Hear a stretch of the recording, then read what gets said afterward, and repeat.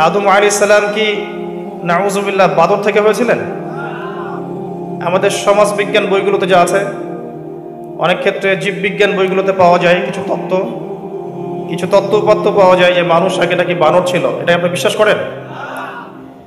আমরা বলি যারা এগুলোর প্রবর্তন করেছে তারা হয়তো বানর থেকে মানুষ হতে পারে, আমরা মুসলিমরা হইনি। আমাদের সভ্যতা শুরু হয়েছে নবী দ্বারা। কার দ্বারা? সভ্যতা শুরু হয়েছে নবী দ্বারা, সভ্যতা শেষও হবে নবী দ্বারা ইনশাআল্লাহ তাআলা।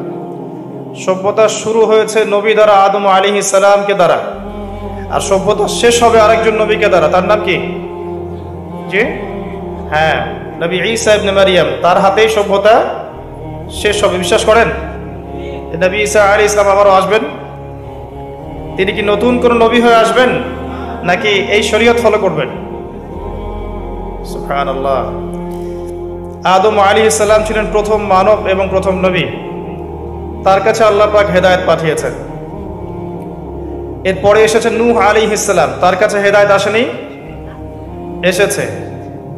এরপরে এসেছেন ইব্রাহিম আলাইহিস সালাম, আমি বড় বড় নবীদের নাম বলছি, তার কাছে হেদায়েত আসেনি? মূসা আলাইহিস সালাম, তার কাছে আসে নাই? দাউদ আলাইহিস সালাম আসেনি? সুলাইমান আলাইহিস সালাম আসে নাই? নবী ঈসা ইবনে মারইয়াম এসেছে? এবং আমাদের নবী মুহাম্মদ সাল্লাল্লাহু আলাইহি ওয়াসাল্লাম শুরু থেকে নিয়ে শেষ পর্যন্ত প্রত্যেক নবীর কাছে আল্লাহ পাক যুগে যুগে হেদায়েত পাঠান নাই?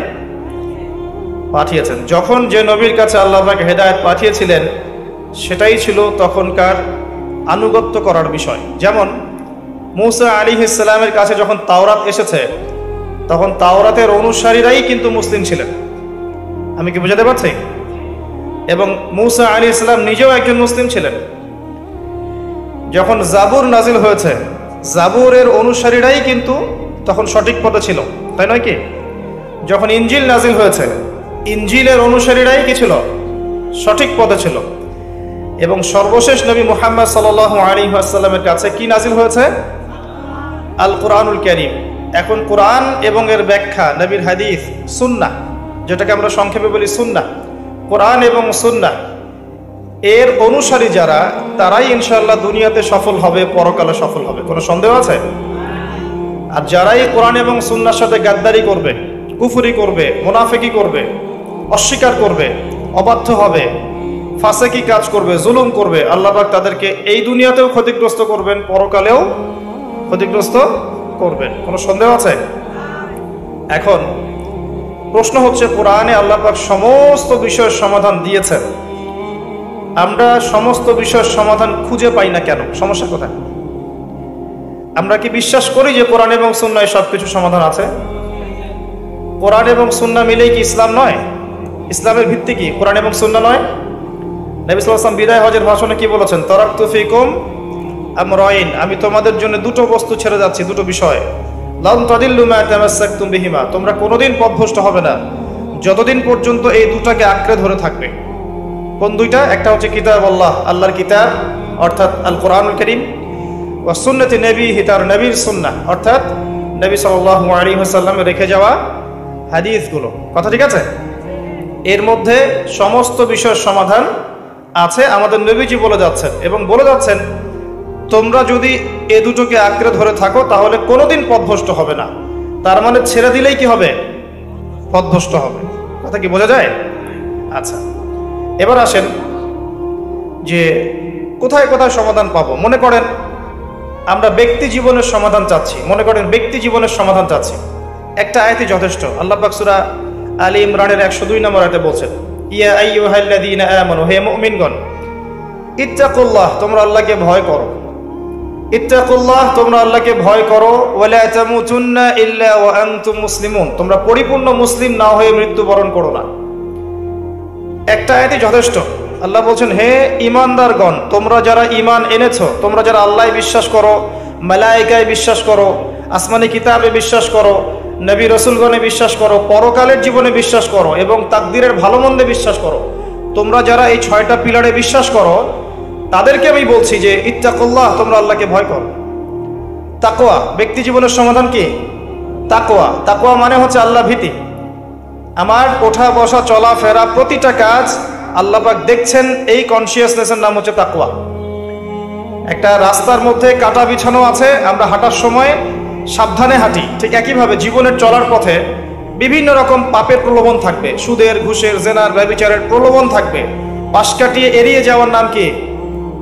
তাকওয়া। আল্লাহর ভয়ে এগুলোকে ছেড়ে দেওয়ার নাম কি? তাকওয়া। তোমরা আল্লাহকে ভয় করো, ওয়ালা তামুতুন্না ইল্লা ওয়া আনতুম মুসলিমুন, পরিপূর্ণ মুসলিম না হয়ে মৃত্যুবরণ করো না। পরিপূর্ণ মুসলিম বলতে কি বোঝানো হচ্ছে? যে ব্যক্তি ইসলামকে পরিপূর্ণরূপে মেনে নিয়েছে সেই তো মুসলিম, নাকি? যে ব্যক্তি ইসলামকে পরিপূর্ণরূপে মেনে নিয়েছে সেই তো মুসলিম, নাকি অন্য কেউ? এর সংজ্ঞা আল্লাহ পাক এভাবে দিয়েছেন সূরা বাকারার মধ্যে। ইব্রাহিম আলাইহিস সালামের কথা আলোচনা করতে গিয়ে আল্লাহ পাক বলেছেন, ওয়াইজ ক্বালা লাহু রাব্বুহু আসলিম ক্বালা আসলামতু লিরাব্বিল আলামিন। আল্লাহ পাক যখনই ইব্রাহিম আলাইহিস সালামকে বলেছেন আত্মসমর্পণ করো, আত্মসমর্পণ করো, ইব্রাহিম আলাইহিস সালাম বিনা বাক্য ব্যয়ে বলেছেন আমি আত্মসমর্পণ করলাম। যেমন আল্লাহ পাক ইব্রাহিম আলাইহিস সালামকে বলছেন স্ত্রী সন্তানকে রেখে আসো ওই কাবা ঘরের পাশে, ওখানে কিন্তু কোনো মানুষ নাই, কোনো খাবার নাই, কোনো পানিও নাই, আছে?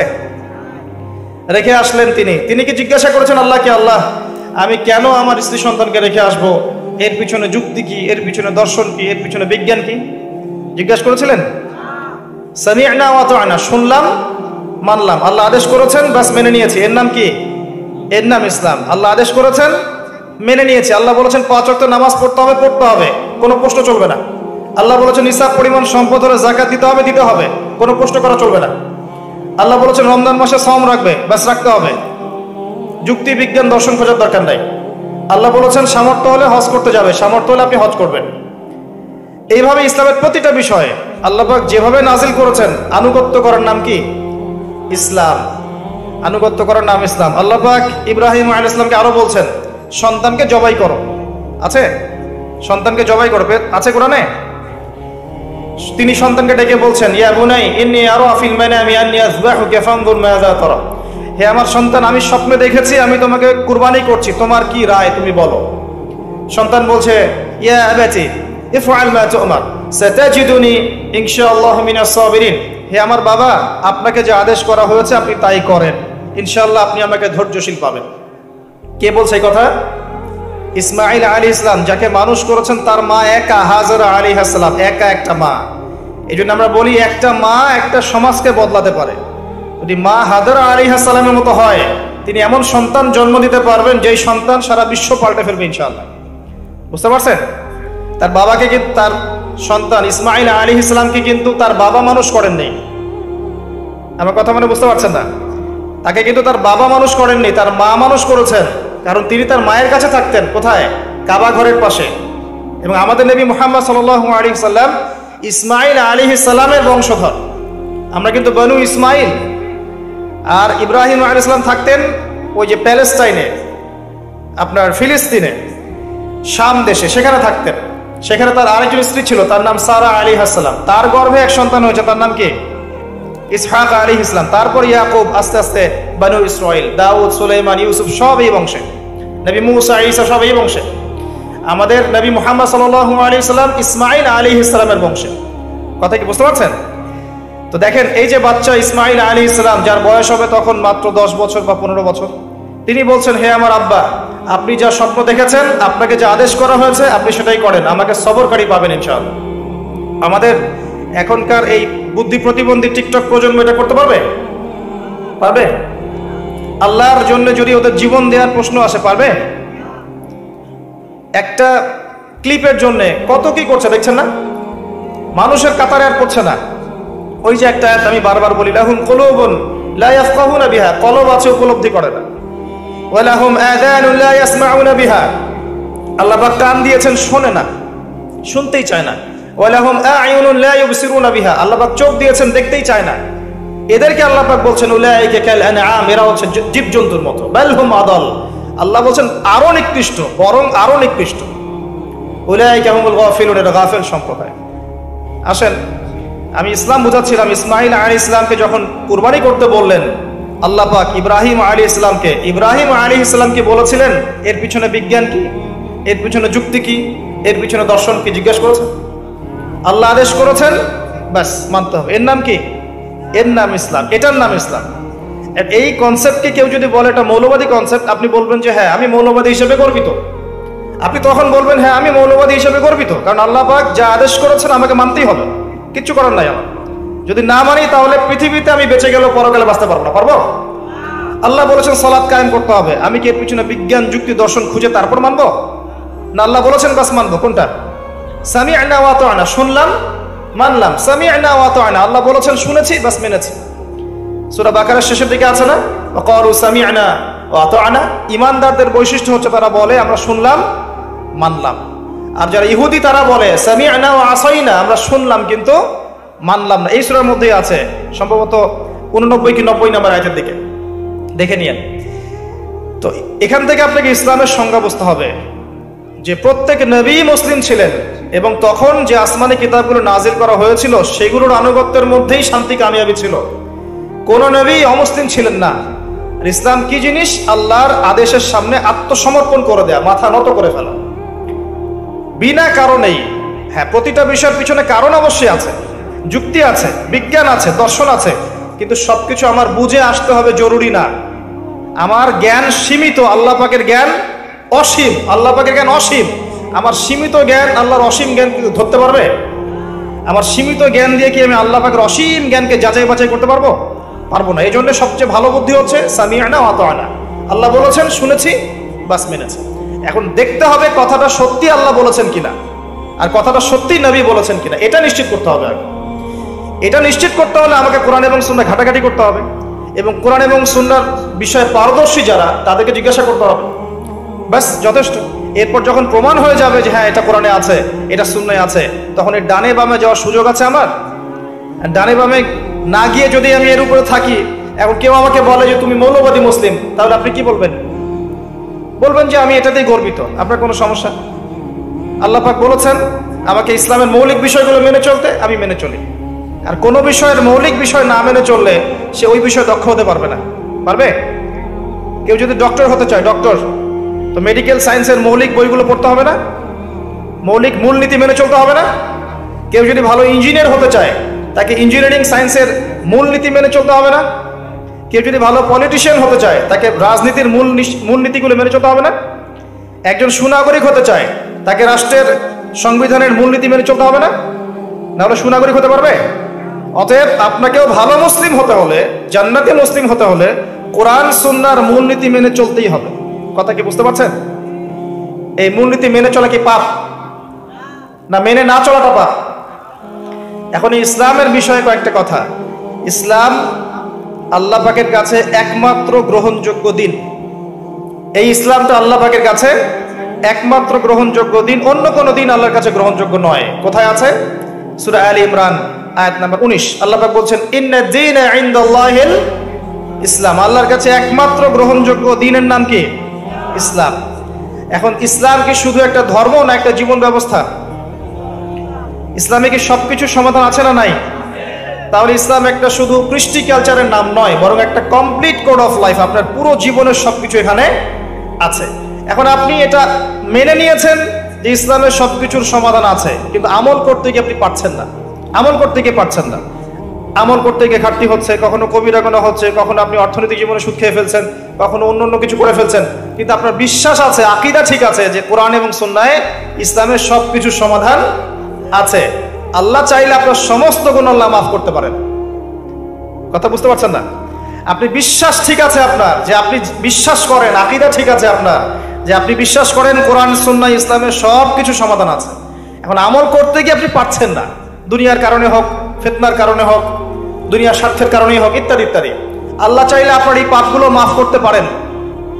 কিন্তু একজন ব্যক্তির আকীদাই গলদ, সে মনে করে ইসলামে সব নাই, ইসলামে সবকিছু নাই, কোরআন সুন্নাহে সবকিছু নাই, এটা এই যুগে চলে না ওই যুগে চলতো, এরকম তার মনে করে, এরকম মানসিকতা তার পথ চলতে গিয়ে গুনাহ হয়ে গেল, আল্লাহ পাক কি সেই ভুল ত্রুটি মাফ করবে? আকীদাই তো ঠিক নাই, আগে বেসিক ঠিক করতে হয়। তাই আমরা জীবনে কতটুকু আমল করতে পারি না পারি সেটা পরের কথা, আগে আকীদা ঠিক করতে হবে যে কোরআন সুন্নাহের সবকিছু সমাধান আছে।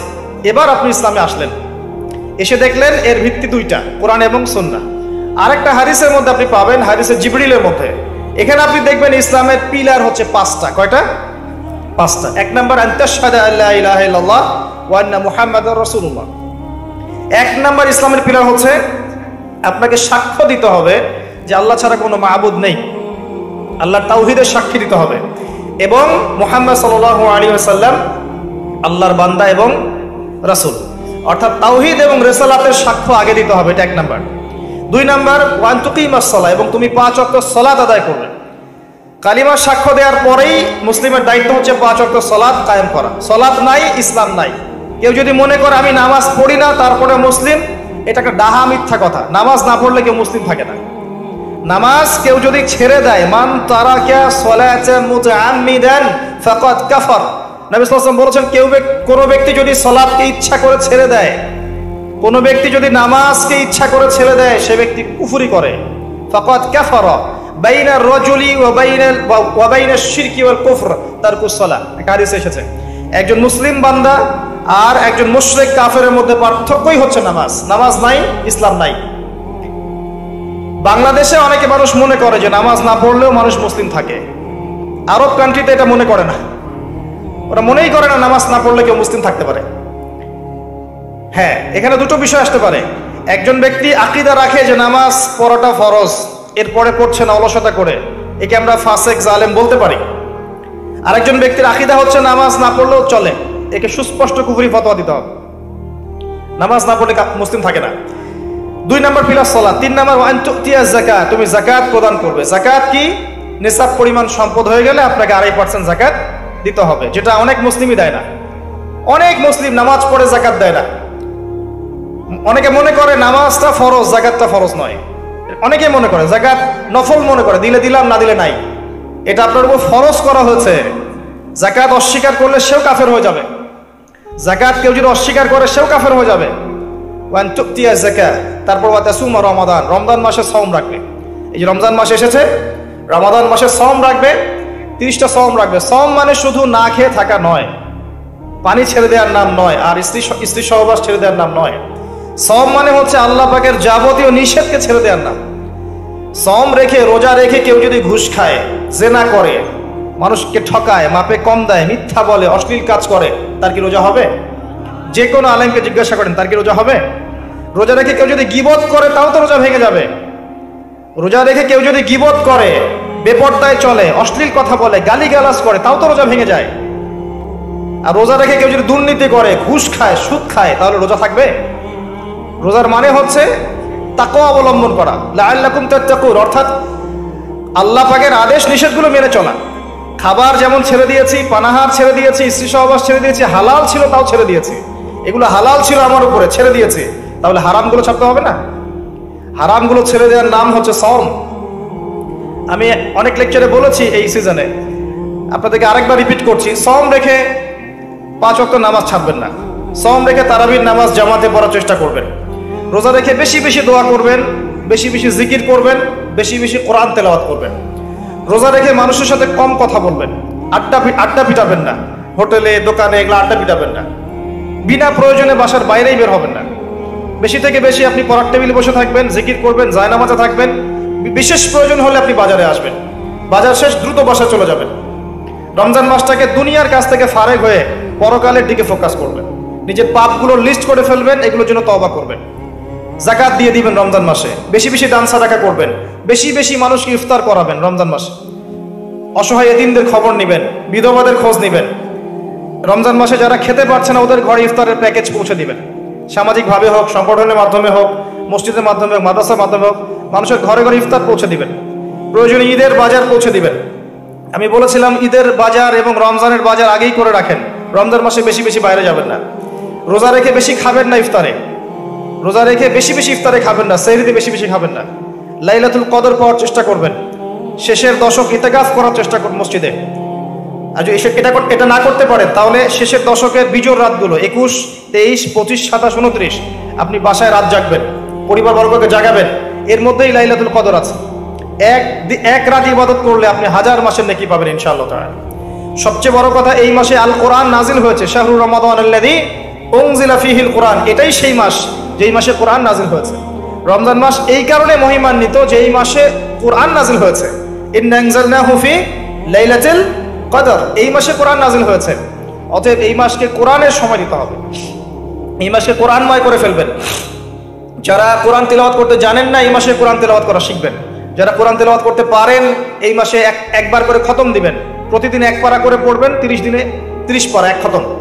যারা হাফেজ আছেন, এই মাসে কোরআনটাকে আবার রিভিউ করবেন, চর্চা করবেন, আবার রিগেইন করবেন।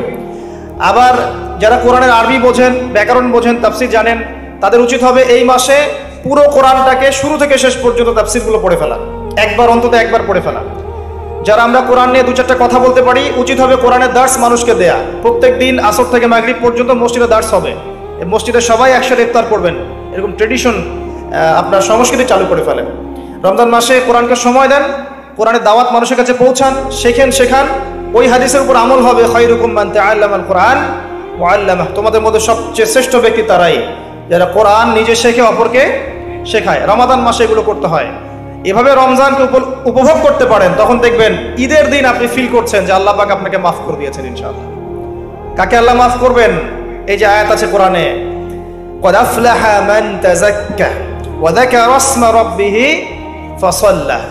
ক্বাদ আফলাহা মান তাযাক্কা, সেই ব্যক্তি সফল হয়েছে যেই ব্যক্তি আত্মশুদ্ধি অর্জন করেছে। রমজান মাসে এই আমলগুলো করার মধ্য দিয়ে আত্মশুদ্ধি অর্জন করেছে। ওয়া যাকারা ইসমা রাব্বিহি ফাসাল্লা, এবং সকালবেলা উঠে, ঈদের দিন সকালে উঠে আল্লাহর তোমার রবের নাম স্মরণ করতে করতে ঈদগাহে গিয়েছে সালাত আদায় করার জন্য। ওয়া যাকারা ইসমা রাব্বিহি ফাসাল্লা। আমরা বলি না আল্লাহু আকবার, আল্লাহু আকবার, লা ইলাহা ইল্লাল্লাহ, আল্লাহু আকবার, আল্লাহু আকবার, ওয়ালিল্লাহিল হামদ। এটা বলতে বলতে গিয়েছে ঈদগাহে, সারা মাস এই আমলগুলো করেছে, করে আত্মশুদ্ধি অর্জন করেছে। সকালবেলা ঈদের তাকবীর পড়তে পড়তে সালাত আদায় করতে গিয়েছে। এই ব্যক্তির জন্য ঈদের খুশি। কার জন্য ঈদের খুশি? যে রোজা রেখে বেপরদায় চলেছে, এর জন্য খুশি। রোজা রেখেছে, দুর্নীতি করেছে, রোজা রেখে ঘুষ খেয়েছে, সুদ খেয়েছে, জেনা করেছে, ফ্রি মিক্সিং করেছে, হারাম খেয়েছে, মাপে কম দিয়েছে, এর জন্য ঈদের খুশি। এদের সাথে কি সম্পর্ক রমজানের সওমের? এদের সাথে তাকওয়ার কি সম্পর্ক? কুতিবা আলাইকুমুস সিয়াম কামা কুতিবা আলাল লাযিনা মিন ক্বাবলিকুম লাআল্লাকুম তাত্তাকুন। এই কারণে সওম ফরজ করা হয়েছে যাতে করে তাকওয়া অবলম্বন করতে পারো। ঠিক তোমাদের পূর্ববর্তীদের উপরেও সিয়ামকে ফরজ করা হয়েছিল একটা উদ্দেশ্যে, লাআল্লাকুম তাত্তাকুন, যাতে করে তোমরা তাকওয়া অবলম্বন করতে পারো। ওই যে প্রথমে একটা বলেছে, ইত্তাকুল্লাহা হাক্কা তুকাতি ওয়া লা তামুতুন্না ইল্লা ওয়া আনতুম মুসলিমুন, হে মুমিনগণ তোমরা তাকওয়া অবলম্বন করো এবং পরিপূর্ণ মুসলিম না হয়ে মৃত্যুবরণ করো না। এটা 4 নম্বর পিলার। আর 5 নম্বর হচ্ছে সামর্থ্য হয়ে গেলে হজ করবে। সামর্থ্য না হলে হজ করা আপনার উপরে ফরজ নয়। আলহাজ টাইটেলের জন্য হজ করতে হবে না। সামর্থ্য হয়ে গেছে, এখন হজ করবেন। আর হজে গিয়ে আনুষ্ঠানিকতা শেখার চাইতে ইব্রাহিম আলাইহিস সালাম ভালো। হজের প্রতিটা কাজের বেশিরভাগের সাথেই ইব্রাহিম আলাইহিস সালামের সুন্নাহ জড়িত আছে।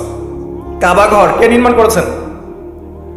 বাপ বেটা ইব্রাহিম আলাইহিস সালাম, ইসমাঈল আলাইহিস সালাম। সাফা মারওয়া সাই করেন, কার সুন্নাহ এটা? ওই যে হাজরা আলাইহিস সালাম, একজন মায়ের সুন্নাহ। সন্তানকে পানি পান করানোর জন্য এক পাহাড় থেকে আরেক পাহাড় দৌড়ে বেরিয়েছেন 7 বার। আল্লাহ পাকের কাছে এত ভালো লেগেছে কাজটা, আল্লাহ পাক কিয়ামত পর্যন্ত রেখে দিয়েছেন। সুবহানাল্লাহ। ওই যে শয়তানকে পাথর মারা, কার সুন্নাহ? ইব্রাহিম আলাইহিস সালাম। তারপরে আমরা কি করি? হাজারে মাকাম ইব্রাহিমে নামাজ পড়ি না 2 রাকাত, ওটা কার? মাকাম ইব্রাহিম কার সুন্নাহ? জামজাম কূপ কার সুন্নাহ? এগুলো সব কিছুর সাথে দেখবেন ইব্রাহিম পরিবারের স্মৃতি জড়িত আছে। ওখানে গিয়ে ইব্রাহিমী তাওহীদের চেতনা শিখে আসতে হয়, এটা হজের শিক্ষা।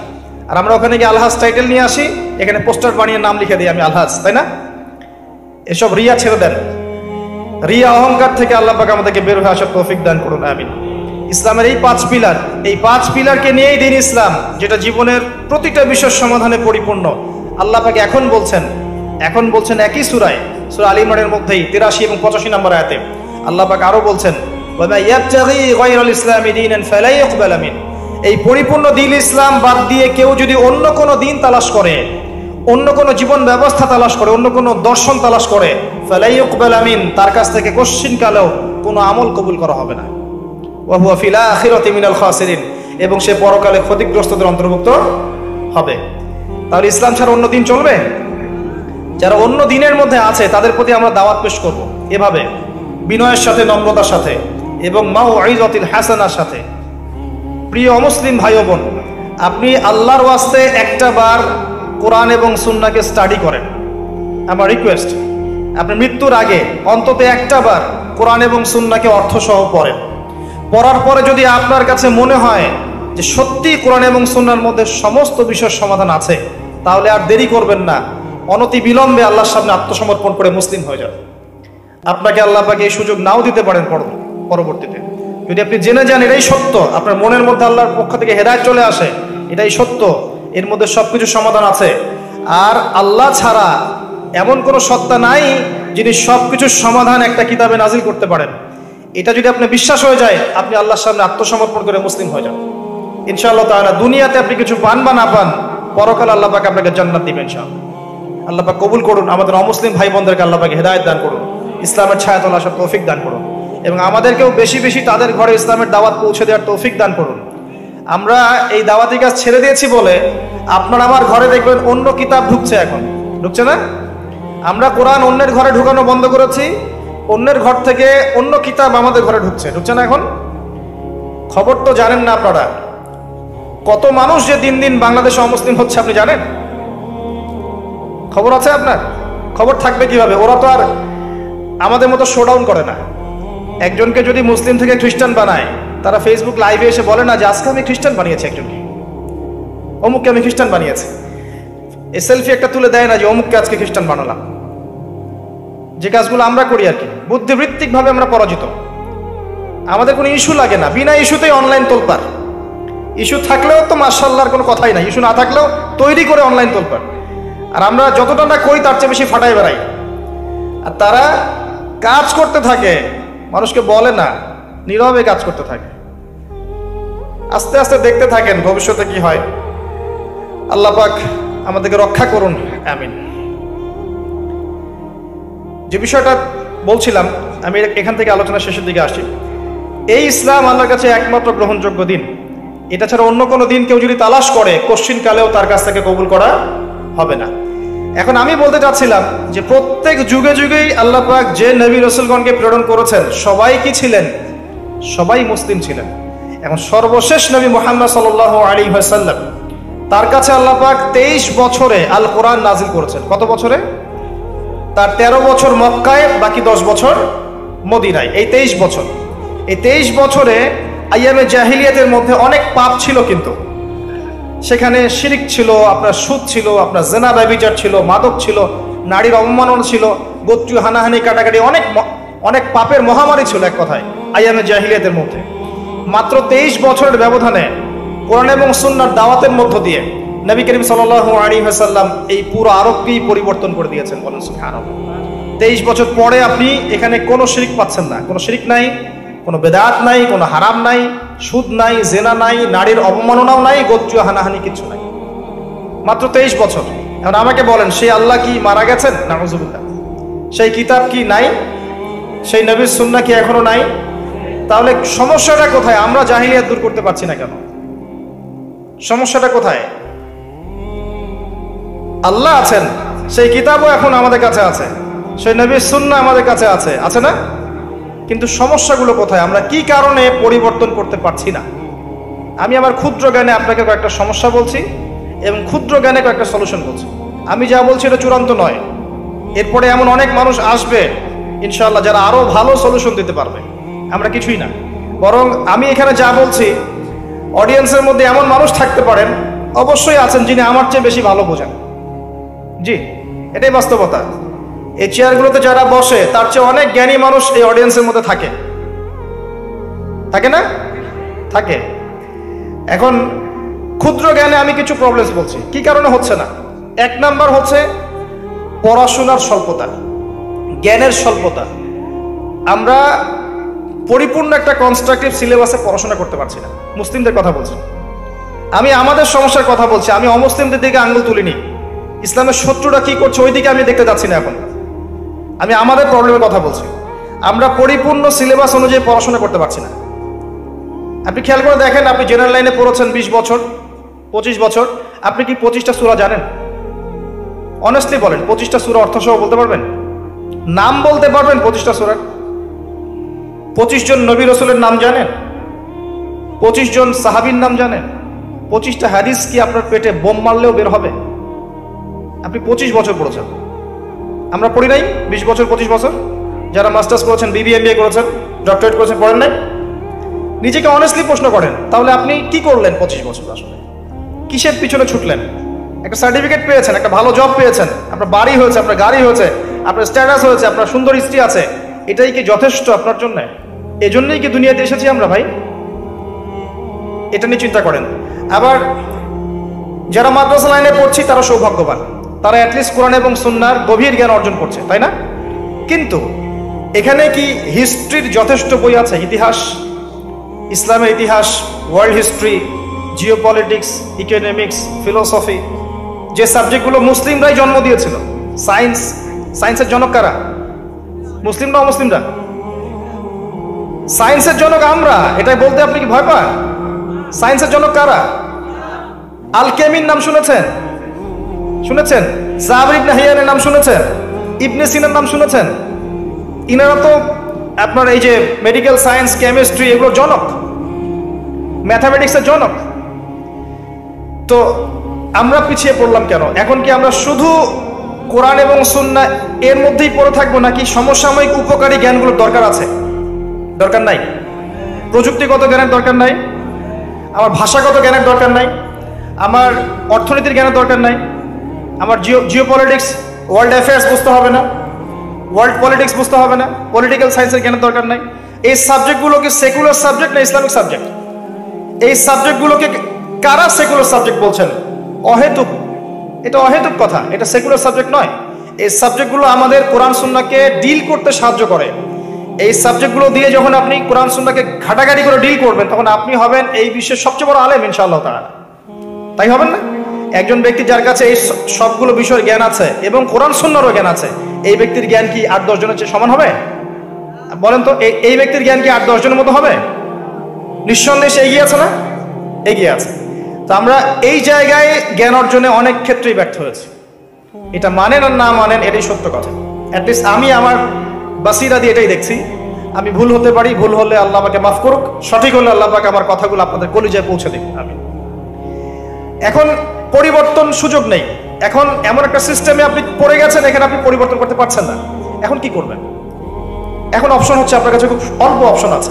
এক, জেনারেল লাইনে যারা পড়ছেন এখানে পড়াশোনা করতেই থাকেন, পাশাপাশি আপনি আলেম ওলামার সহবতে গিয়ে একটা একটা করে সাবজেক্ট শেষ করতে থাকেন। কোরআন, অ্যারাবিক ল্যাঙ্গুয়েজ, আরবি সাহিত্য, আরবি গ্রামার, হাদিস, ফিকহ, একটা একটা করে সাবজেক্ট পড়তে থাকেন তাদের কাছে।